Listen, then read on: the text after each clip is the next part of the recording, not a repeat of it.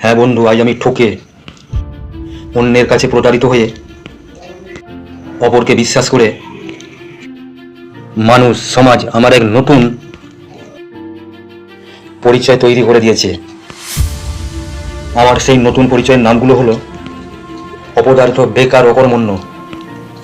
কি বন্ধু, নিশ্চয়ই ভাবছো আমি আবার এসব কথা কেন বলছি? হ্যাঁ বন্ধু, এই কারণেই বলছি।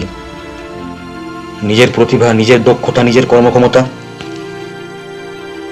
দিয়ে যদি তুমি নিজের পরিচয় না তৈরি করতে পারো, তাহলে সেই সুযোগে মানুষ, সমাজ বা অন্য কেউ তোমার খারাপ পরিচয় তৈরি করে দেবে,